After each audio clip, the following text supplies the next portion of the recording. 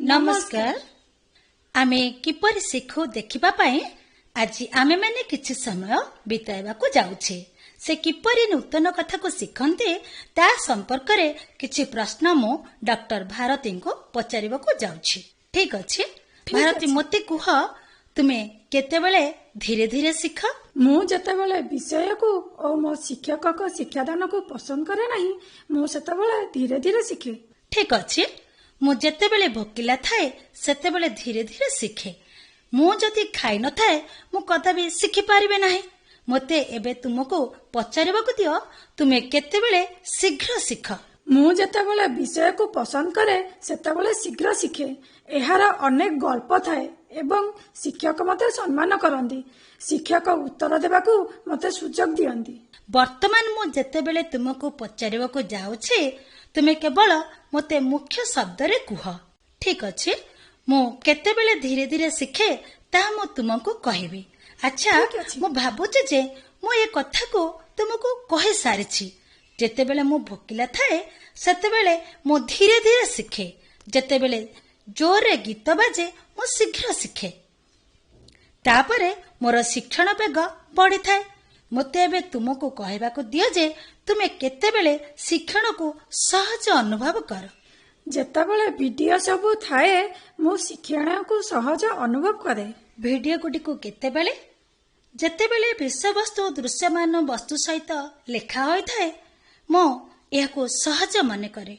निराश निरानंदमय परे मो दृश्यमान वस्तु गुडी को देखे एवं बेले बेले पढ़िबाकू पसंद करे नाही।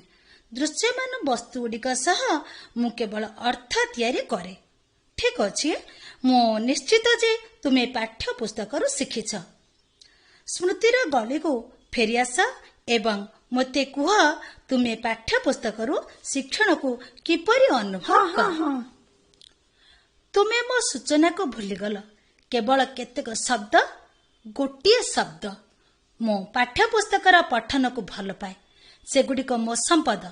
एपरिकी एबे अष्टम श्रेणी रे पाठ्य पुस्तक मो पाखरे आम घरे पाइब। तथापि तुम शिक्षण रो अन्य एक दिग विषय रे मते पचारिबाकू दियो। तुमे कोन अनुभव कर जेतेबेले तुमे दल रे शिख? गोटिए भल शिक्षकक ठारू एबे आमको दल रे सामाजिक दूरत्व रक्षा करबाकू हेबो। तुमे कोन भाबुछ? दल रे तुमे शिक्षण रो आनंद अनुभव करि पारिबो? हाँ ना, एहा हेबो। मु जने शिक्षक भाबरे नुआ उपाय सबु बाहर करबी। जने शिक्षार्थी भाबरे मते देख।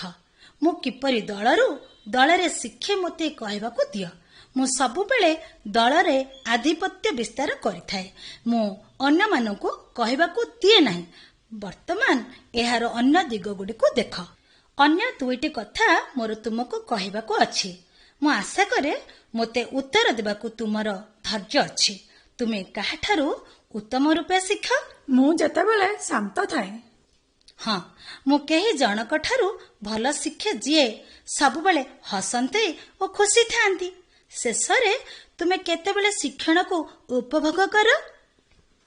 जेतेबेले दिया जाइथिबा समय भितरे मोते किछि सारिबाकू हेबो सेतेबेले मु शिक्षण को उपभोग करे।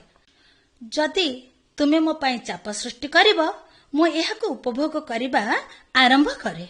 ठीक अछि।